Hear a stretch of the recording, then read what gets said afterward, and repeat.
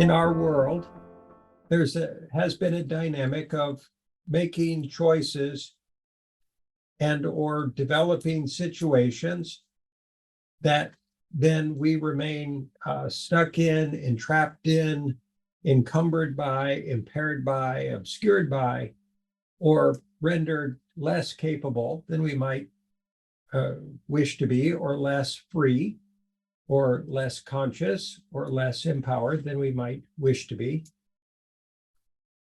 And that it's useful to understand how these kinds of situations develop so that we can learn our way through and out of them and recognize our empowerment in every moment in regard to understanding the process, understanding how it has occurred, understanding what holds it in place and limits us from being more conscious, more empowered, more capable, happier, more joyful, from healing, etc.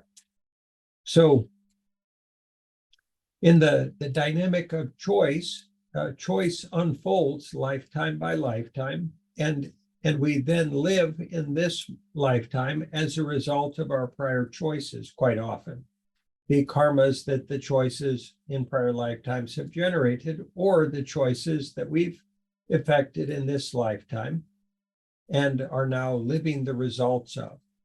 So people could say that they have affected their free will choice in lots of constructive ways. They become educated, or they've learned lots of things in through the school of hard knocks or through life experience, and those might be perceived to be empowering choices. And then they might have other situations where they're feeling bad about earlier choices, or feeling bad about current dynamics they feel stuck in or entrapped in, and they don't feel that they have a way out of those. So we want to talk through the process of unmaking choices, unentrapping ourselves, and thus liberating and freeing ourselves from the construct of the ego that tends to hold us in dynamics of judgment, anger, fear, hatred, disempowerment, misunderstanding, confusion, worry, anxiety, and stress of all kinds.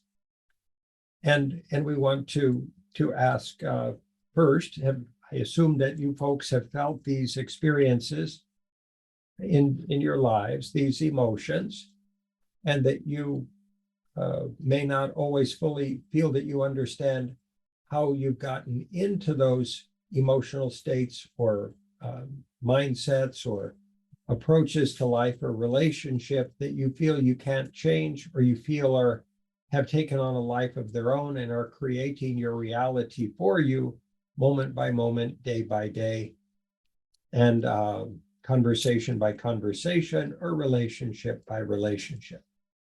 The dynamics of learning that humanity has traditionally operated from, the rock tumbler dynamics, the school of hard knocks, the operating from desire, attachment, aversion, judgment, victim, perpetrator, rescuer dynamics, etc., that are generative of karmic patterns that then tend to limit our perceived free will to change things in our lives for the better. So part of the challenge is that when we make the choices that we make either in prior lifetimes or earlier in this lifetime, quite often we have a tendency to have a strong emotional energy associated with the original choice.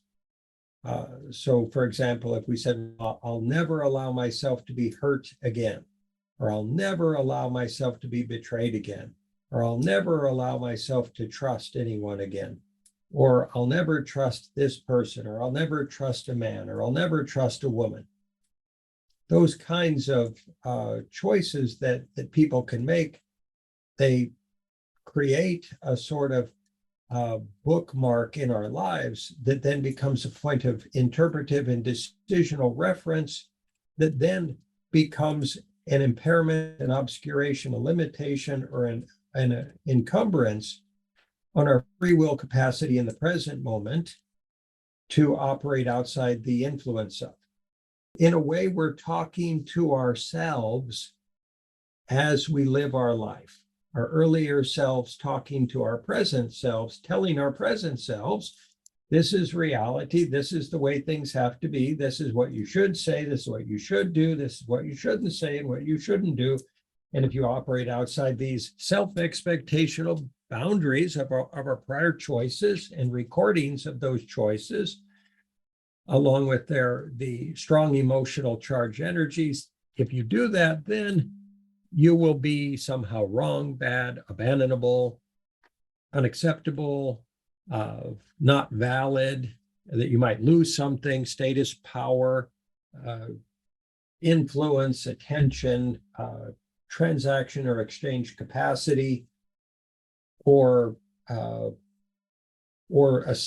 a dynamic of at least feeling of safety in the world, that you might suddenly lose that. So we fear abandonment, we fear being judged, we fear losing status, we fear losing power, we fear not getting or having what we want, moment by moment by moment. And those fears create this encumbering ego identity construct that we call a personality.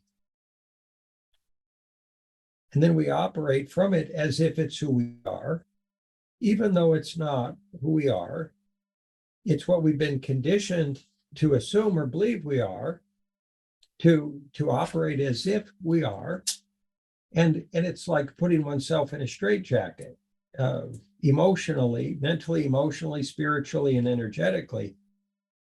And it's tremendously challenging to live the result of prior choices that are not bringing us joy, happiness, inner peace, positive relationships, and positive, joyful experience of life. So if we recognize that our current life process is a result, one way or another, of our choices, then all we need to do is change the choices. In essence, then unmaking the trap that we have built for ourselves, that we have then closed the door, walked into, closed the door and locked, and said, oh gosh, now look, I'm stuck in a trap. And I don't know how I got stuck in the trap, and I don't know who constructed it. I don't know who put me in it. I don't know when or how and why I got stuck in it, and I don't know how to get out. And I feel terrible, and I don't know why. And I assume I must be bad or wrong or have done something bad or wrong. Otherwise, I wouldn't be stuck in this trap, and I wouldn't be in this pain and discomfort. So we can inadvertently, when we get into such dynamics, we can go into a self-judgment mode or even a self-hatred mode and say, well, why did I do this? Why did I make this choice? Why did I create this scenario?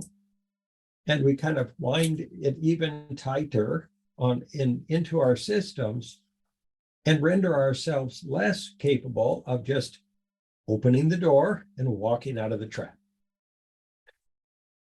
Now, the paradox of it is that it is that simple. It's amazingly simple. It's so simple, people wouldn't believe it. And that last statement is kind of the important part. You can believe you're stuck in a trap. The question is, can you believe that you can just open the door and walk out anytime you want, anytime you choose? And the question is, what emotion tends to render you supposedly incapable of walking right out of the encumbering or impairing or limiting or painful circumstance that you find yourself in any given moment? From a spiritual egoic vantage point, does it make sense that certain emotions or certain mindset, mental states, beliefs, vantage points, positionalities are unacceptable within ourselves to admit that we feel, or that we're operating from, or that we have experienced, because that supposedly would mean that we were either less evolved, less conscious, less wise, less empowered, less strong, or might lead supposedly lead others to believe that we were weak or didn't have certain capacity or were not good enough in some spiritualized comparative way, and thus supposedly abandonable or not good enough or like hadn't done our spiritual work or something like that. If most human beings are continually inundated by either consensus consciousness energies, tribal energies, family karma energies, species or national level karmic energies, or the fears of the tribe, or the projections of the tribe, or the judgments of the tribe, or the threats of the tribe. If we live a life of feeling that way and experiencing that as our emotional and relational reality and ego identity or personality reality, how encumbering, how entrapped might we feel emotionally, and where is the perceived relief in such a dynamic? Where is the answer to that riddle of how did I get here and why am I in this?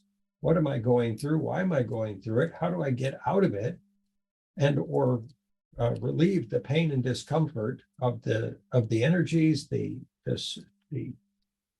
interpersonal or relational dynamics, and how do I free myself from this perceived, experienced entrapping process? If in any given moment of life you do not feel or experience that you have had the requisite or required or seemingly necessary capacity to operate transcendent of these influences, it's not a failure. It doesn't mean you've done something wrong. It doesn't mean you're not good enough. It doesn't mean you didn't try hard enough. It just means it's a work in progress. And that's the same dynamic for virtually every person incarnate on this planet, by the way. And some are more sensitive or perceptive of these energies and thus feel the trap of the ego identity process more poignantly than others. And some have more information or understanding of it and thus more capacity to navigate its dynamics, to operate more freely of it and not be encumbered or impaired by it, and not experience that ongoing angst, pain, fear, stress, anxiety, worry, or imagined potential judgment, abandonment, pain, social death, fear, kind of, or those kinds of things. So